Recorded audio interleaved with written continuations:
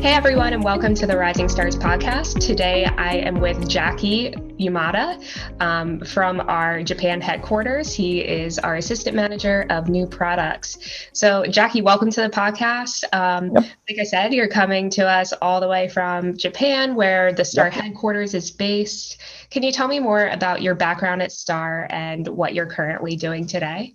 Yep, absolutely. So thank you for having me, Brianna. So I'm very excited to join the Rising Star podcast. So, I'm an assistant manager of new product management and development at Star Micronics Japan headquarters. And my job is every day I am thinking about, our future product and solutions and strategy. So let me share my history at Star Micronics very quickly. So I joined Star 12 years ago. And at first I was in charge of the sales department of small component division, like John Levy, and such as, the micro speaker for automotive companies and cell phone manufacturer. And 9 years ago, I moved to the POS printer division, which is our current division today. And then I experienced the domestic sales and global product development team at headquarters. And then, as you know, 3 years ago, I joined the Star Micronics America as a customer solutions engineer in the marketing team and the product team. And it was amazing, experience, amazing time for me and my family. And recently, a few months ago, I came back to Japan from the US. And now I'm working at the headquarters in Japan again. So my biggest work at the Star was, I created the M Collection brand concept. So M Collection is the leading MPOS peripheral brand, which has MPOP and MC print printer and other peripherals as the core product. And fortunately, so we have a lot of users who use the M Collection brand product in the world today. So I'm very happy. And, and now I'm working on the next new concept product. And the core of my activity is bringing the physical concept sample to our customers and get their feedback. And based on their feedback, we will be able to improve our concept again and launch it. That is my job today. Okay. Wow. It sounds like you've had a lot of different responsibilities and roles at Star. Yes. Yeah. Yep. And are obviously such a big contribution to where we are today. Yes, and I really miss the American life. I want to go there again in the near future. We miss you too. Yep. So, I mean, obviously, there's been so much change in the world the last couple of years, kind of why you guys ended up going back to Japan when you did. So, one of the markets that were most heavily affected were restaurants. So, tell me about what the restaurant market looks like today in Japan. Sure. So, in terms of the restaurant industry situation in Japan, so since I have been in the US a few months ago, I can compare the situation. I think there are some same things, same trends, and different things compared to the US situation. So first of all, talking about the same trend, of course, the restaurant industry in Japan was affected a lot by pandemic, like lockdown by government order and a stop dining experience and putting the shield barrier in the middle of the table and hand sanitizer is everywhere. And the key point is that the food delivery is growing rapidly. And in addition, the QSR restaurant, big chain restaurant who are good at the takeaway meal, like McDonald's, are doing well. I think you guys have the same situation in the US, right? Yeah. Yep. And on the other hand, the different thing is, I think the different thing is the flexibility of the restaurant operation. So for example, from my experience, the outdoor dining experience is everywhere except for the winter season in the US. During the pandemic, the restaurants were utilizing the outside space, such as the parking area, to set the temporary outdoor dining space, right? So I do remember when I was in the US that my wife and the kids really like IHOP, IHOP. And then, they were really sad because we're missing the dining experience at IHOP. However, I do remember IHOP did set up the tables in the parking space immediately once the pandemic coming. So it was so impressive. But in Japan, it's almost impossible because, we have small land, the limited spaces, and we have a lot of small stores. So, and it's better than the past, but still cash is majority in Japan. And, in the Japanese izakaya, it's kind of the bar in the US. So the consumers order food several times individually instead of, the order at one time at the beginning. So meaning that, we have many contacts still. So I mean, we are very far from the less experience. So in Japan, they have not been able to change their operation quickly, but I think slowly changes are happening. So in summary, in my feeling, I think the Japanese restaurants are still in the very difficult situation than the US. Since the percentage of the people who got the vaccine is still quite low. I guess it's less than 5% still. And I also guess that the restaurant in Japan who do not have the good finance situation will be maybe bankrupt. So, today we are in the fourth wave of COVID-19 now in Japan. So we'll continue to be facing difficulty. Yeah, that's really hard to hear. So are a lot of the restaurants in Japan still closed up, or are they open for limited capacity dining? Correct. Of course, it depends on the area. So, especially for the big city like Tokyo or Osaka, they are facing the really difficult situation. So they have to stop their, operation this time. Yeah. Yep. Yeah, that's tough. Yep. Well, I mean, some of the restaurants in the US have, they have faced similar situations, but a lot of them have kind of coped with the having to close the dine-in portion of their restaurant through online ordering. So online ordering really took off. It was a huge trend before the pandemic, and now it's even bigger. So do you see this trend also growing in the rest of the world as well? Yes, it's a good question, and it's a good timing to talk about this question because I just had a meeting with our sales companies in each region last month. They are coming from US. So of course we had a Zoom meeting instead of the physical meeting, but they are coming from the US. You guys, SMA, and from Europe, Southeast Asia, China, Hong Kong, and Japan, and they all said the food delivery is growing rapidly. So of course some differences in each region. But I can't say it's differently the global trend and the pandemic, and because of we have food delivery customers globally, so we could see the trend of each region. So I think the US and China are the most leading area. Other regions such as Europe and Asia have also the growing trend. And the interesting is that I have never seen the global trend of our industry is completely same at the same time. So that's why I could understand easily how food delivery impacted all persons who live in the hospitality industry. And in addition, I could see some trends such as ghost kitchen and the meal kit delivery. I mean, the pre-cooked food delivery and the KDS kitchen display system and the self-ordering kiosk and QR code ordering, etc. So that's interesting thing. And back to the food delivery thing. So, I want to touch this thing, in each region, many players have been joined into this world, food delivery world. So I feel like, each vendor have their own strengths, strategy, meaning that, for them, who is their first priority. So let's say vendor A is focusing on the consumer, I mean. And the vendor B, their first priority is maybe restaurant, and the vendor C is maybe driver focus. So of course, ideally, they want to achieve all of things at the same time, but maybe, in my feeling, there is a different strategy for each. And I have one, story as an example. So I went to the local restaurant who just started using third-party food delivery system.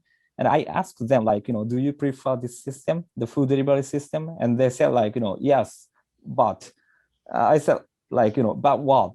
Maybe you like this service, but you don't want to pay additional fee for them. And they said, we like this system because they bring some orders up to us, but we are scared of delivery orders when it's coming up.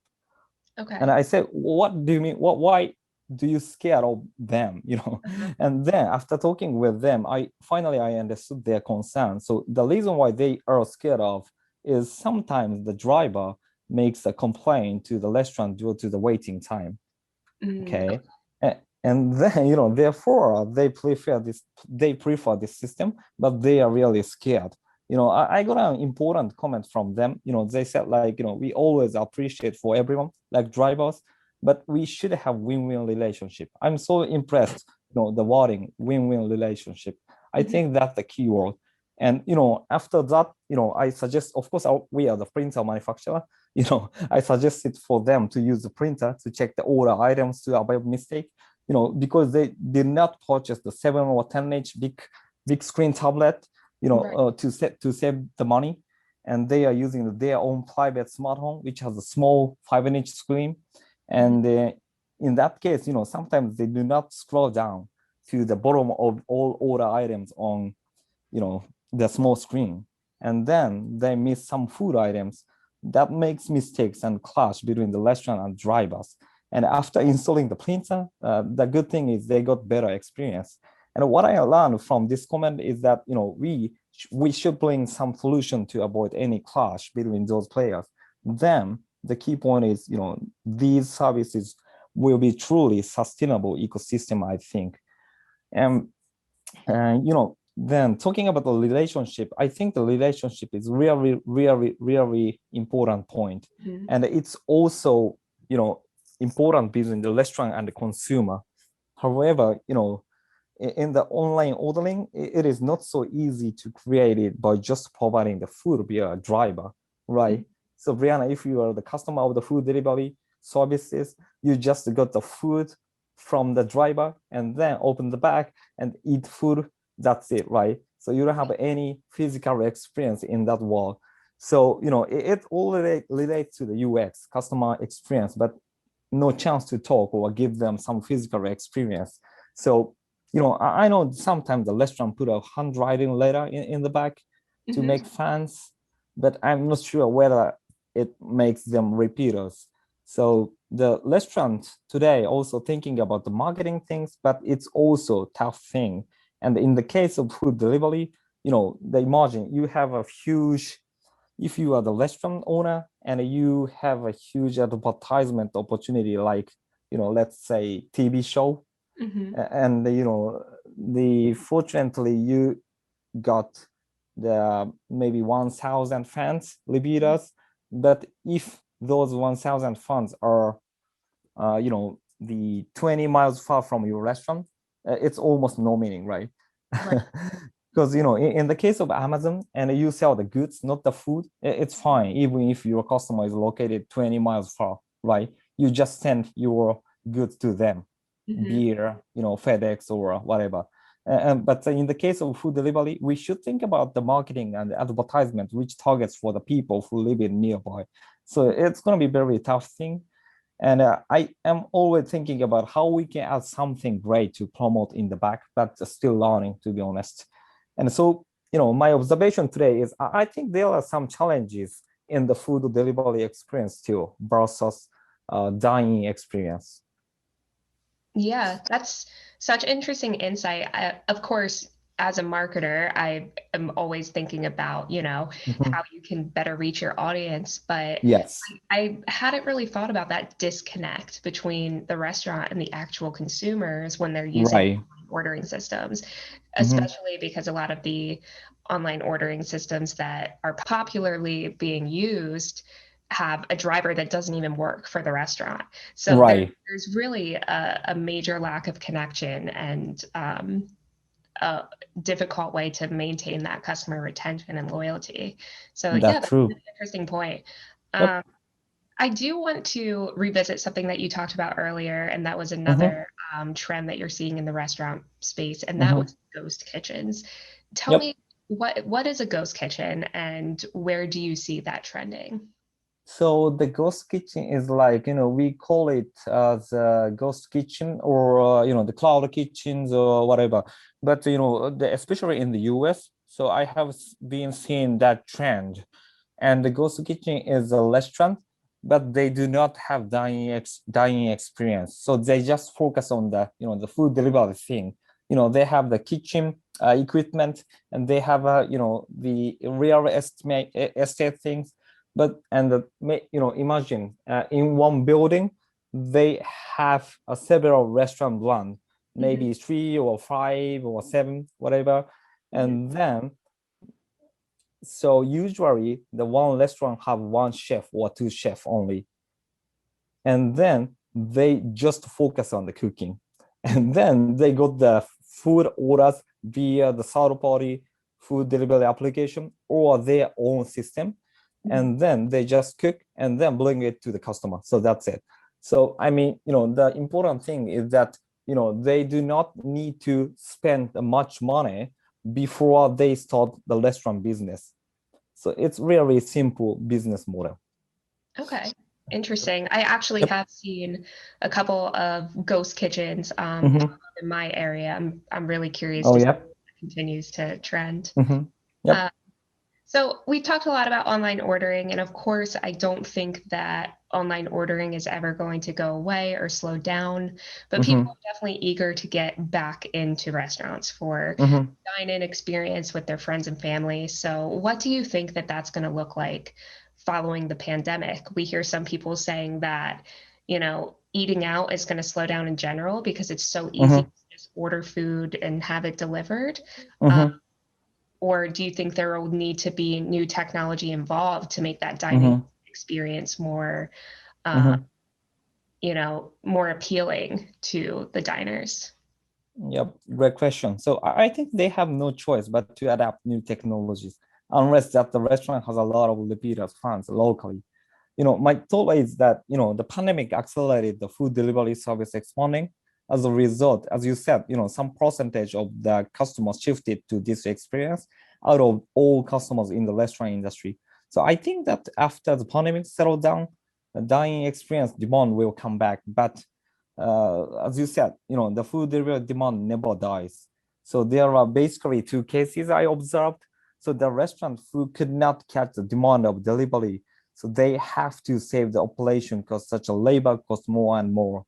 Or the restaurant that got success on the delivery, so they need to support both operation for delivery and dining experience. Oh, of course, as you mentioned, the ghost kitchen, it's a new business model, new business style. They do not need to care about the both experience, but I think the most of restaurant want to have the both experience, right? So I think it's how to cover these situations by using the existing legacy system.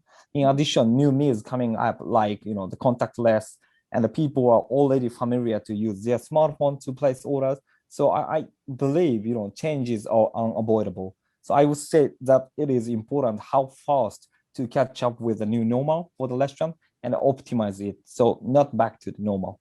Yeah, right. I think especially what you mentioned about ordering or viewing the menu on the phone, I think that's definitely going to be the new normal. Yeah, I agree with you. All right. Well, we're just going to take a really quick break to talk about the Star Micronics TSP654SK printer. Okay. So it's time to rethink your label printing with the Star Micronics TSP654-2SK. This thermal sticky paper printer is designed to work with liner-free labeling applications. The labels it produces are repositionable and can easily be removed and reapplied with no residue left behind. Liner-free labels are ideal for restaurant kitchens and takeout preparation, as they can improve order accuracy by a whopping 99%. An added bonus, the printer features a take-in sensor, enabling it to hold print jobs until the first print job is taken. Say goodbye to missed or inaccurate orders.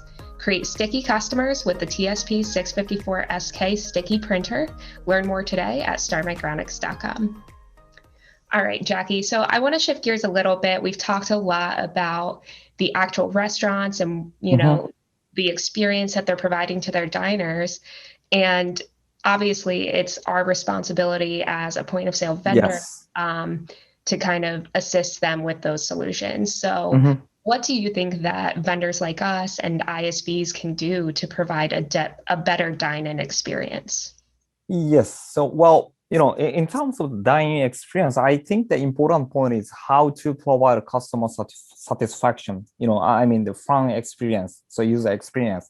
So maybe I can say it's kind of the entertainment things. On the other hand, thinking about the in-store operation, because we are the POS hardware and software solution manufacturer. So I am always thinking about the store operation. So and I suggest at the same time we should think about all things, meaning that dining experience, delivery, things, takeaway orders, reservation, hospitality, maybe the food quality, serving payment, the human resource management and CRM, blah, blah, blah. And I think, today, there are a lot of things, right? But there are a lot of great services. And, it is possible to combine those all services, for example, by using APIs.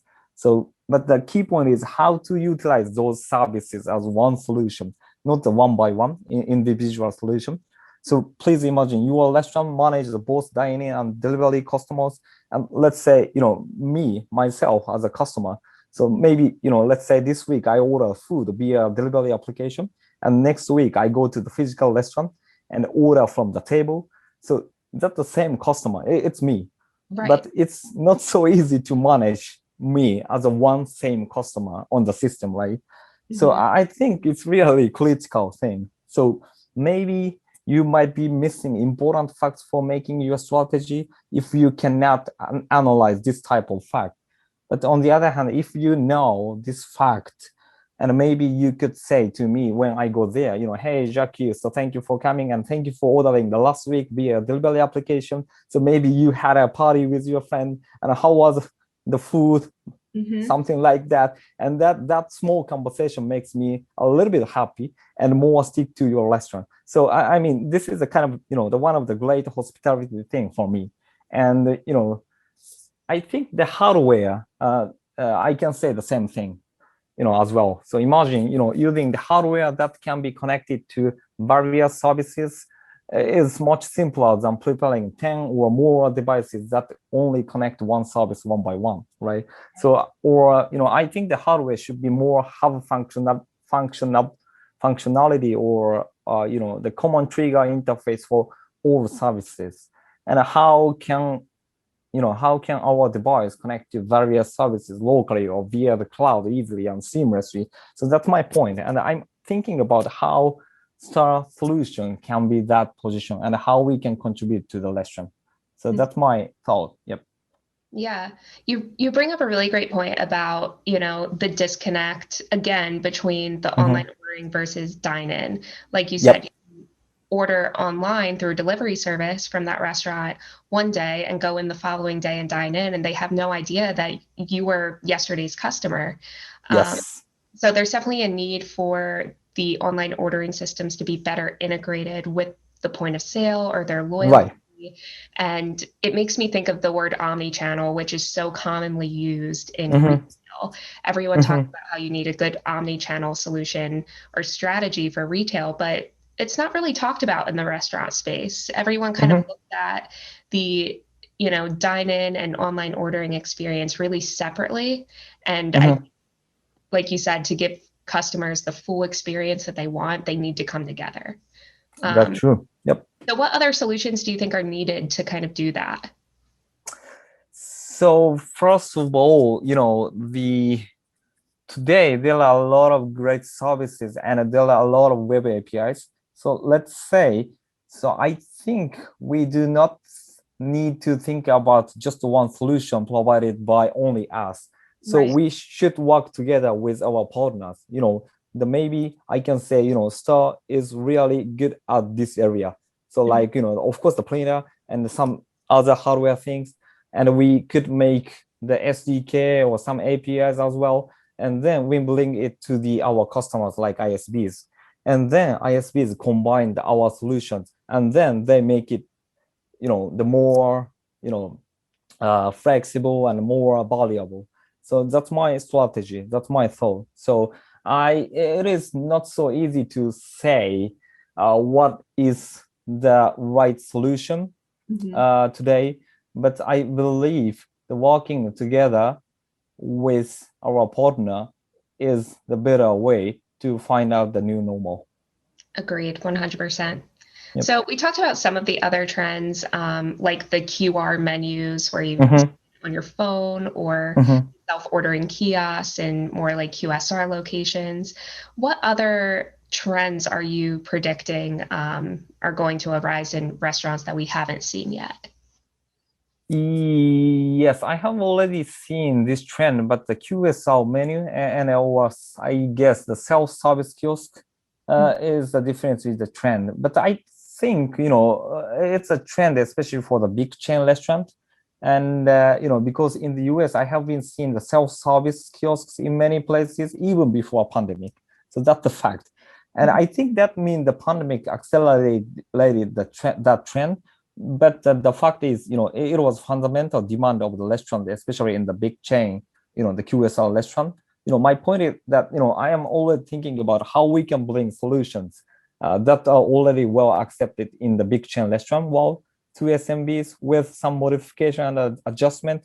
For example, the table order and the payment automation, So as you mentioned, like you said, the QR code ordering at the table is getting familiar in the world. But, the imagine the big chain restaurant might be able to install the dedicated ordering terminal on each table, but it's really expensive, right? So for SMB restaurant, it's really tough to adapt that technology for all their stores and all tables. So, I mean, my point is, how can we make solutions for SMB? How can we, modify that solution to fit the SMB world? And this type of things is a big challenge. And, again, it's impossible to do so by only Star. So, again, we should go with the partner. My wish and my goal is, I am hoping the future with any size of the restaurant can get those benefits. So. I agree. Yeah, it is. You obviously see the bigger chain restaurants, especially in the US, quickly adapting to all of the regulations, whether it be, limited capacity, online or ordering on your phone, things like that. But it's harder for the smaller restaurants to adapt. Yes, that's my point. Yep. Yeah. So with all that said, what do you think is the future of restaurant solutions? Where do you see, the standard restaurant going in 5-10 years? So again, in my understanding, due to the COVID-19, the challenges of the restaurant that we are having a long time have surfaced clearly. So that's a great thing, I think, like labor cost or labor resources and rent fee. And now we can call it opportunities instead of the problem. So, or we can call it the chance to change. So I'm sure nobody knows the right answer today, but I can see that the solutions in the restaurant industry are leading the digital transformation, and the physical experience demand never ends. So I believe that this industry will lead the technology trend, and by having try and error, improving, so we will be able to find a new normal that realize more fun world. So lastly, I really would like to join this opportunity together by showing our new solution ideas and showing our new concept sample. So that's my work. So let's work together. That sounds great. Is there anything you can share with us about that today?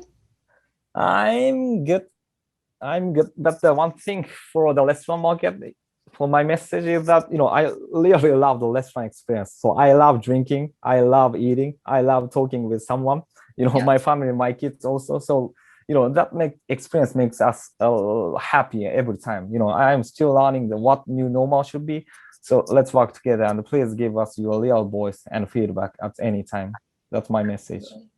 Absolutely. Well, Jacky, thank you so much for all of your insight. I felt like I learned so much about some of the gaps that are currently existing in the restaurant solutions and kind of what we need to do moving forward to solve that. And like you said, working together will help that.